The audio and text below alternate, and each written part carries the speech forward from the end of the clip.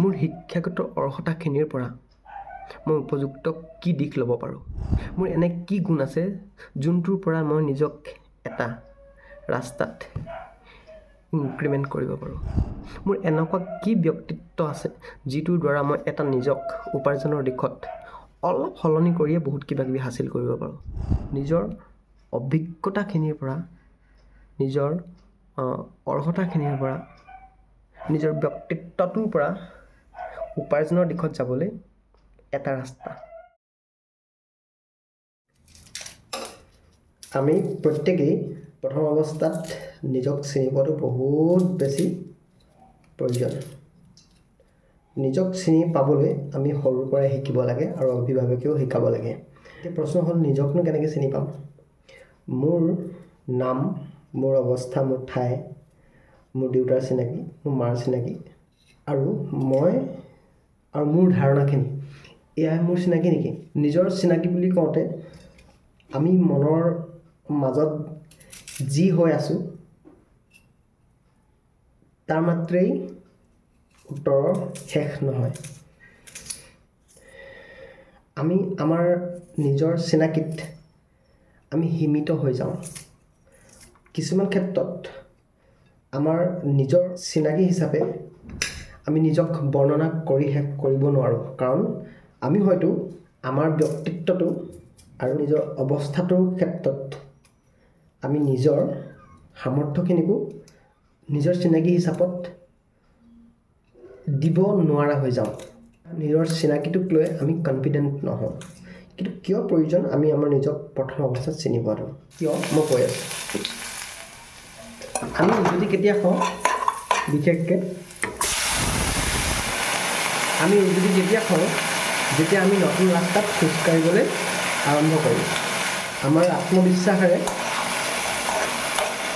খোজ কঢ়াৰ পৰা বিৰত থাকোঁ। আমি উজুত কেতিয়া খাওঁ, যেতিয়া আমি চকু মুদি বা আমাৰ নিজৰ সামৰ্থ্যতকৈ অধিক স্পীডত খোজকাঢ়িবলৈ চেষ্টা কৰোঁ। এতিয়া প্ৰশ্ন হ'ল, সেই উজুতি খোৱাৰ কাৰণটোতে আমাৰ জড়িত থাকে আমাৰ নিজৰ চিনাকিটো, আমাৰ সামৰ্থ্যটো, আমাৰ যোগ্যতাটো যদি চিনি নাপাওঁ, তেতিয়া আমি যি বাটতে খোজ নিদিওঁ কিয় আমি উজুতি খাবলৈ বাধ্য হওঁ। আমাৰ ভুলবিলাক ক'ৰ পৰা আৰম্ভ হয় জানানে? আমাৰ ভুলবিলাক আৰম্ভ হয় আমাৰ নিজস্বটোক আমাৰ মাজত বিচাৰি নোপোৱাৰ কাৰণে। আমাৰ নিজস্ব বুলি ক'বলৈ গ'লে আমাৰ যোনটো ব্যক্তিত্ব, আমাৰ যোনটো ক্ৰেডিট, আমাৰ যোনটো ষ্টেটাছ, আমাৰ যোনটো সামৰ্থ্য, সেই অৱস্থাখিনিক কৈছোঁ। বহু ক্ষেত্ৰত আমি আমাৰ নিজক চিনি পাবৰ বাবে আনৰ সহায় ল'বলগীয়া হয়। কিয় জানানে? কাৰণ আমি ভাবি লওঁ যে যোগ্যতা অনুসৰি মই যি কৰি আছোঁ সেয়াতেই মই সন্তুষ্ট হৈ পৰোঁ আৰু ভাবোঁ যে এটলিষ্ট মই যি কৰি আছোঁ তাক বা তাৰ ওপৰত মই কোনো এটা ভুল কৰি যোৱা নাই। তো নিজৰ অৱস্থাটোক যেতিয়া মই চিনি পাওঁ, নিজৰ যোগ্যতা অনুসৰি যিকোনো কাম বা পদক্ষেপ লোৱাত মই বিৰত নাথাকোঁ। আমি আমাৰ শিক্ষাগত অৰ্হতাখিনি আৰু আমাৰ নিজৰ যোনটো কামৰ কোৱালিটি, আমাৰ নিজৰ যোনটো স্কিল কেপাচিটি হওক বা আমাৰ যোনটো নিজৰ এটলিষ্ট ভাল শব্দত সামৰ্থ্য, সেই সামৰ্থ্যখিনিক লৈ আমি যিকোনো এটা কৰ্ম বা যিকোনো এটা পথ যদি লওঁ, তাত আমি বহুত জলদি সফল হোৱাৰ বা আমি সম্ভাৱ্য নিজৰ দিশ হিচাপে পাবলগীয়া সেইটো পাবলৈ আমি সক্ষম হওঁ। কিন্তু সেয়া যদি আমি নিজে চিনি নাপাওঁ, তেনেহ'লে আমি কেনেকৈ সেই পথটো বাছি লৈ আমি নিজক সেই ৰাস্তাত সুস্থভাৱে নিব পাৰিম? মোৰ ঠিক তেনেকুৱা হৈছিল। মই 22-23 পৰা 24-25 বছৰ বয়সত এনেকুৱা এটা জেগাত পৰি গৈছিলোঁ য'ত নেকি মই নিজৰ সামৰ্থ্যখিনিৰ পৰা বহুত দূৰত গৈ এনেকুৱা এটা কাম কৰিছিলোঁ যোনটো নেকি মোৰ নিজৰ ফালৰ পৰা ভৰিত কুঠাৰ মৰাৰ দৰে আছিল। মই কামত অৱহেলা নকৰোঁ, সঁচা কথা। মই যিকোনো মুহূৰ্তত নিজক যিকোনো কামতে ৰিলেট কৰি ল'ব পাৰোঁ, সঁচা কথা। মই নিজকে উদ্যমী বুলি ভাবোঁ, সঁচা কথা। কিন্তু মই সেই অনুপাতত নিজৰ সামৰ্থ্যখিনিক বাদ দি মোৰ শাৰীৰিক ক্ষমতাখিনিক দেখুৱাই মই উপাৰ্জনৰ কাৰণে কিবা এটা পথ বিচাৰিলে মই ভুল কৰা জানো নহ'ব? তাতোতকৈ ডাঙৰ প্ৰশ্নটো তেতিয়া আহিল যেতিয়া মই মোৰ সমপৰ্যায়ৰ সকলোবিলাকৰ লগত নিজক ৰিলেট কৰি চালোঁ। তেতিয়া দেখিলোঁ যে মই বহু ক্ষেত্ৰত কিছুমান কাৰণত মই ভবাৰ দৰে বা মই পাবৰ যোগ্য অনুসৰি মই নিজক ৰাখিব পৰা নাই। আৰু তেতিয়াহে মই নিজক প্ৰশ্ন কৰিছোঁ যে প্ৰকৃততে ভুলটো মোৰ কৰ্মটো নহয়, ভুলটো মোৰ নিজৰ যোগ্যতাটো চিনি নোপোৱাৰ কাৰণত। আৰু তেতিয়াই মই নিজে বেক ষ্টেপ লৈছোঁ আৰু অন্ততঃ 2 মাহ 1 মাহ সময় নিজক ভালদৰে নিৰীক্ষণ কৰি এটা নতুন পদক্ষেপ লৈ জীৱনৰ উপাৰ্জনৰ দিশত আগবাঢ়িবলৈ চেষ্টা কৰিছোঁ। কিন্তু চোৱা, আমি অভাৱৰ পক্ষত আমি যিয়ে খোজ নিদিওঁ, সেই খোজটোক লৈ আমি নিজক পাহৰি গুচি যাওঁ। আমি ভাবোঁ যে উপযুক্ত শব্দটোক আমি পাহৰি গুচি যাওঁ। আমি ভাবোঁ যে বৰ্তমান মোৰ হাতত যি আছে সেয়াতেই মই সন্তুষ্ট হ'ব লাগিব আৰু মই কিবা এটা কৰিব লাগিব। আনে আদৰ্শ দিয়ক, আনে শিক্ষা দিয়ক, আনে তোমাক যিয়ে নকৰক কিয়, কিন্তু সংস্থাপনৰ কাৰণে তুমি নিজৰ অভিজ্ঞতাখিনিক, নিজৰ সামৰ্থ্যখিনিক আৰু নিজৰ ব্যক্তিত্বটোৱেই তোমাৰ কাৰণে আদৰ্শ হ'ব লাগিব।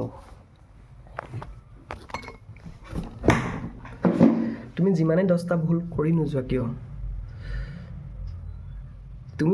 তোমাক যদি নিজৰ সামৰ্থ্য অনুযায়ী যিকোনো এটা কামত লিপ্ত ৰাখিব নোৱাৰা, তেনেহ'লে তুমি নিজে সেই কামটোৰ প্ৰতি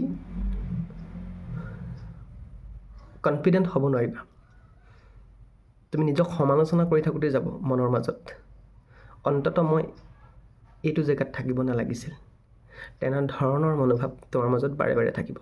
আৰু তেতিয়া তুমি সেই কামটোত নিজকে নিজে সম্পূৰ্ণৰূপে দিব নোৱাৰিবা। কেতিয়াবা ওচৰৰ বা 2-এজনৰ বন্ধুত্বৰ পৰ্যায়বিলাক যেতিয়া দেখিবা, তেওঁলোকৰ অৱস্থাবিলাক দেখিবা, তেতিয়া সংকোচ ভাৱ আহিব। তুমি নিজক প্ৰশ্ন কৰিবলৈ বাধ্য হ'বা। হীনমন্যতা শব্দটো তোমাৰ মাজত তেতিয়া সোমাই পৰিব আৰু তেতিয়া তুমি নিজক হেৰুৱাই পেলাবা, নিজক কষ্ট দিবলৈ চেষ্টা কৰিবা, দুখ বুলি কোৱা বস্তুটোক চিনি পাবা আৰু তেতিয়া তুমি পৰিয়ালৰ পৰা আঁতৰি যাবা। মৰম শেষ কৰিবা পৰিয়ালৰ মাজত, আপোনজনৰ পৰা মৰম শেষ কৰিবা, কাৰণ তুমি নিজকেই তেতিয়া বহুত বেছি দুৰ্বল বুলি ভাবি ল'বা। তোমাৰ আঁতৰি থাকিবলৈ মন যাব। এই মনোভাৱবিলাকে তোমাক আঁতৰাই ৰাখিবলৈ চেষ্টা কৰিব। প্ৰেক্টিকেল কথা, এইখিনি ল'ৰাই বুজিবলগীয়া হয়, ল'ৰাই জানিবলগীয়া হয়। তুমি জোৰ জবজ নিজক এনেকুৱাকৈ ৰাখিব লাগিব যেন বাৰে বাৰে আকৌ একেটা শব্দ, উপায় নাই। কিন্তু সঁচাকৈয়ে সেয়া উপায় নাইকিয়াত কৰি আছানে তুমি? নহয়, মাত্ৰ এটা প্ৰশ্ন, সেইটোৱে হৈছে আমি নিজৰ যোগ্যতাটোক চিনি নাপাওঁ। মোৰ শিক্ষাগত অৰ্হতাখিনিৰ পৰা মই উপযুক্ত কি দিশ ল'ব পাৰোঁ?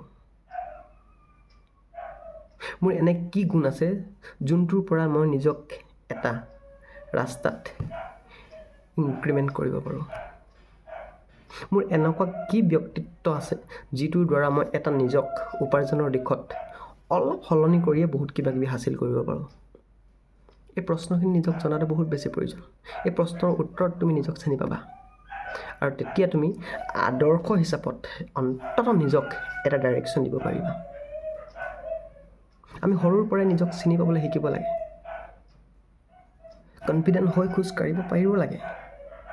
এটলিষ্ট নিজৰ অভিজ্ঞতাখিনিৰ পৰা, নিজৰ অৰ্হতাখিনিৰ পৰা, নিজৰ ব্যক্তিত্বটোৰ পৰা উপাৰ্জনৰ দিশত যাবলৈ এটা ৰাস্তা চিনি পোৱাটো জৰুৰী, বহুত জৰুৰী।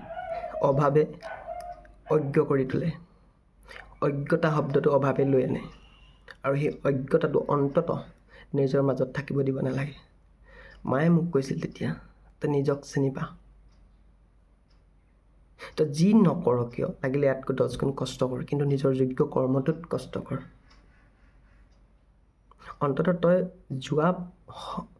পাৰ হৈ যোৱাৰ সময়খিনিত নিজক কোন জেগাত ৰাখি, নিজক কোন জেগাত এটলিষ্ট ডেডিকেট কৰি যিটো পৰ্যায়লৈ আনিছিলি, সেই পৰ্যায়টোৰ পৰা অতি নিম্ন এটা খাপত ৰাখি নিজক কিয় তই নিজৰ কৰ্মখিনিক লৈ আগবাঢ়ি যাবলৈ জীৱনটো পূৰ্ণ কৰিবলৈ চেষ্টা কৰিছ, ভুল কৰিছ? সেই প্ৰশ্নৰ উত্তৰত মই নীৰৱ হৈ আছিলোঁ। আৰু তেতিয়া সঁচাকৈ নিজক অকলশৰীয়া জেগাত ৰাখি চিন্তা কৰিছিলোঁ। তেতিয়াই মই উত্তৰ পাইছিলোঁ যে আমি প্ৰত্যেকেই অন্ততঃ নিজক চিনি পোৱাটো বহুত বেছি প্ৰয়োজন। ইয়ে মাত্ৰ নিজৰ উপাৰ্জনৰ ক্ষেত্ৰতেই নে? নহয়, মাত্ৰ উপাৰ্জনৰ ক্ষেত্ৰতেই ইয়াক লৈ ভাবিব নোৱাৰি, যিকোনো ক্ষেত্ৰত হ'ব পাৰে।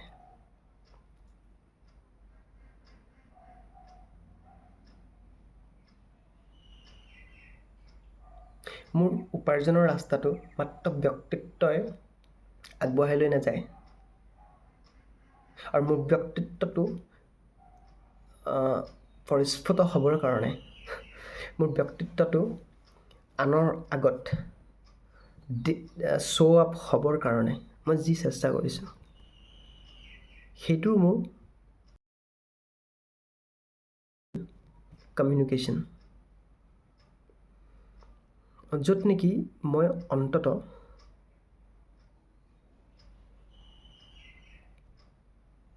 তাত নিজক যোগ্যতা অনুসৰি ৰাখিবলৈ চেষ্টা কৰিব লাগিব।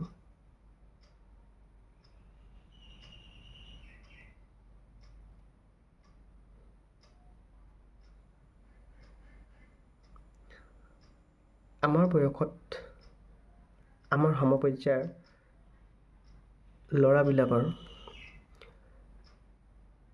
আটাইতকৈ ডাঙৰ সংঘাতটো হৈছে উপাৰ্জনক লৈ কৰা সংঘাতটো। কাম এটা পালোঁ, কাম এটা কৰি আছোঁ, সেই দিশটোৰ পক্ষত নিজক ৰখাৰ সংঘাতখিনি নহয়, উপযুক্ত কাম এটা বিচাৰি নিজক সেই জেগাত ৰখাটো এটা সংঘাত। আজি এইটোৰ পৰা কাইলৈ আন এটা ঠাই বগাৰৰ কথাটো মই কোৱা নাই। আজি 10ৰ পৰা কাইলৈ 15ৰ পৰা পৰহিলৈ 30লৈ যোৱাটোক লৈ মই কোৱা নাই। সেইটো সংঘাত নহয়। সেইটো কি সংঘাত সেইটো মই বহুত ধুনীয়াকৈ বুজি পাইছোঁ। কিন্তু আমাৰ এটা শব্দ, সেই শব্দটো হৈছে পেশ্যন। সেই পেশ্যন শব্দটোৱে আমাক যিটো বস্তুলৈ লৈ গুচি যায়, সেই বস্তুটো বা সেই জেগাডোখৰত সঁচাকেই মই উপযুক্ত হয়নে? সেই প্ৰশ্নটো আটাইতকৈ ডাঙৰ প্ৰশ্ন।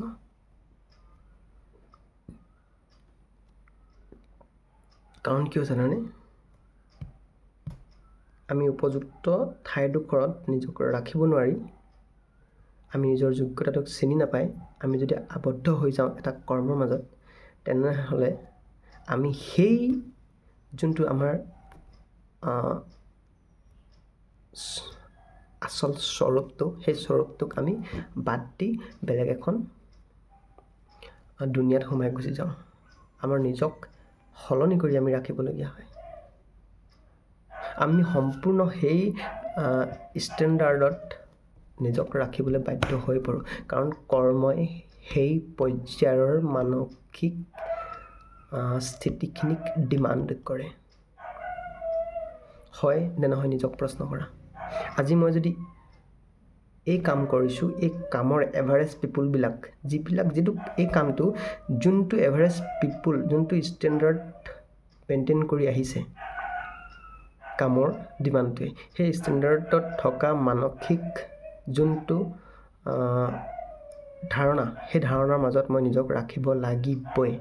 তুমি ইউনিক হৈ কিমান দিন কাম কৰিবা, ৰিলেট কৰিব নোৱাৰিবা নিজকে সেই পৰ্যায়ত। তো সেই আমাৰ মানসিক অৱস্থাটো, যিটো অৱস্থাত আমি ইমান দিন নিজক উপযুক্ত কৰি আহিছিলোঁ, সেই অৱস্থাটোৰ পৰা আমি বিৰত থাকি কিয় উপাৰ্জনৰ কাৰণে চেষ্টা কৰিবলগীয়া হয়? কাৰণ আমি নিজক চিনি নাপাওঁ। এতিয়া প্ৰশ্ন আকৌ, কেনেকৈ নিজক চিনি পাম? তেতিয়া প্ৰশ্নৰ উত্তৰত আহিব নিজৰ চেষ্টাখিনি। আমি নিজক চিনি পাবৰ কাৰণে কি চেষ্টা কৰিম? আমি নিজক চিনি পাবৰ কাৰণে আমি নিজক এটলিষ্ট ট্ৰাই কৰিম কিহত? নতুন নতুন পদক্ষেপত।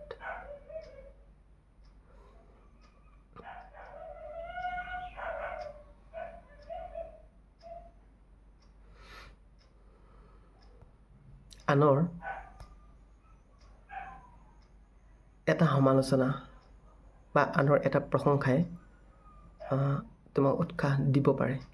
সেই বুলি তুমি সেই সমালোচনা বা সেই সমালোচনাৰ ভয়ত বা সেই প্ৰশংসাৰ আশাত তুমি নিজকে নিজে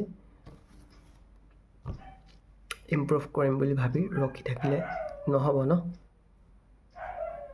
তো তাৰ কাৰণে প্ৰথমতেই নিজে নিজৰ কাৰণে এটা মূৰ্তি হ'ব লাগিব। মূৰ্তি আদৰ্শ থকাজনৰহে নিৰ্মাণ কৰা হয়। আৰু যদি আদৰ্শহীন বা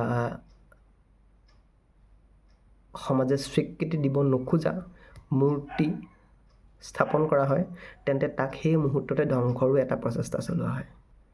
দেখুওৱা হয় যে এই মূৰ্তিৰ কোনো প্ৰয়োজন নাই, এই মূৰ্তি শেষ কৰাৰ এটা উপায় আছে বা উপায় দিছে বা উপায় থাকিবলগীয়া হৈছিল বা থাকিব লাগিব। তো তেন্তে নিজৰ প্ৰতিমূৰ্তিটো নিজৰ মনত নিজেই স্থাপিত কৰিবলৈ চেষ্টা কৰা যে মই কি আৰু মই নিজক কেনেদৰে চিনি পাওঁ আৰু মোৰ উপযুক্ত হিচাপত ইয়াৰ পক্ষত মই কি কৰিব লাগিব আৰু কি কৰিবলৈ নিজক নিব লাগিব।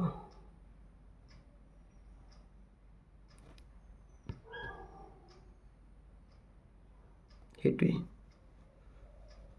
নিজক চিনি পোৱা, এটলিষ্ট উপযুক্ত কৰ্মটোৰ কাৰণে। আমি কোনো এজন লোক কৰ্মৰ পৰা বিৰত থাকিব নোৱাৰোঁ। মই আজি একোৱে কৰা নাই, কিন্তু তেতিয়াও কৰ্ম কৰি আছোঁ। কি? মই একো কৰা নাই, সেইটোও মোৰ কৰ্ম। একো নকৰাটোৰ কৰ্ম, তাৰো প্ৰতিফল মই কিবা এটা পাম। আজি শুই আছোঁ, তাৰো মই প্ৰতিফল পাম। আজি মই অতি বেছি কথা কৈছোঁ, তাৰো প্ৰতিফল মই পাম। আজি মই দৌৰিছোঁ, তাৰ প্ৰতিফল মই পাম। আজি মই বহি চিন্তা কৰি আছোঁ, তাৰো মই প্ৰতিফল পাম। মোৰ প্ৰতিটো সময়ত মই নিজক যেনেদৰে ৰাখিছোঁ, তাৰ প্ৰতিটো সময় অনুযায়ী মোক উত্তৰ দিবলৈ বাধ্য ইউনিভাৰ্চ। তো সেয়ে যিকোনো মুহূৰ্তত অন্ততঃ যোগ্যতাটো চিনি কাম কৰা, যোগ্য ফল পাবলৈ সামৰ্থ্য হ'বা। ভাগ্যৱান শব্দটো তেতিয়া শোভা পায়, সৌভাগ্যশালী শব্দটো তেতিয়া শোভা পায় যেতিয়া তুমি উপযুক্ত হৈ উপযুক্ত কৰ্মত মাত্ৰ ইমানকণেই নহওক কিয়, ইমানকণো যদি এটা লাভ যদি তুমি পোৱা, সেয়ে সন্তুষ্ট কৰিব তোমাক। কাৰণ তুমি অন্ততঃ উপযুক্ত কৰ্মৰ পৰা সেইখিনি ফল লাভ কৰিছা। কিন্তু তুমি চোৱা, নিজক এনেকুৱা এটা জেগাত ৰাখি অতি বেছি কষ্ট কৰি বহুত কিবা এটাও যদি তুমি লাভ কৰা, তেতিয়া তুমি নিজক সন্তুষ্ট কৰিব নোৱাৰা। তুমি তেতিয়াও নিজকে নিজে এটা হীন ভাৱ লৈ সেইখিনি বস্তুক আঁকোৱালি ল'বলগীয়া হ'ব। কাৰণ তুমিও জানা তোমাৰ অৱস্থাটোক লৈ তুমি যি কৰিছা সেয়া তোমাৰ ক্ষেত্ৰত তুচ্ছ। সেয়ে সন্তুষ্ট হ'বৰ কাৰণে অন্ততঃ সেই প্ৰচেষ্টাখিনি ৰাইট ডাইৰেকশ্যন দিয়া। তুমি আনজনৰ লগত থাকি কৰা, ইউনিকভাৱে কৰা, সমজুৱাভাৱে কৰা, সংগঠনমূলক কাম কৰা, কিন্তু নিজৰ যোগ্যতা অনুসৰি কৰা। প্ৰচেষ্টা বহুত আছে, মাত্ৰ চেষ্টাটো ৰাইট ডাইৰেকশ্যনত হ'ব লাগে। যিয়ে নকৰা কিয় অন্ততঃ এই বস্তুটো জনাটো বহুত বেছি প্ৰয়োজন। তুমি নিজক জানিবৰ কাৰণে নিজেই যথেষ্ট, আনে তোমাক চিনাকি দিবৰ প্ৰয়োজন নাই। কিন্তু তাৰ বাবে দুটা সঠিক প্ৰশ্ন নিজৰ বাবে বহুত বেছি প্ৰয়োজন। সেয়া হৈছে প্ৰথম অৰ্হতা আৰু দ্বিতীয় উদ্দেশ্য। প্ৰশ্ন কৰা নিজক। All the best.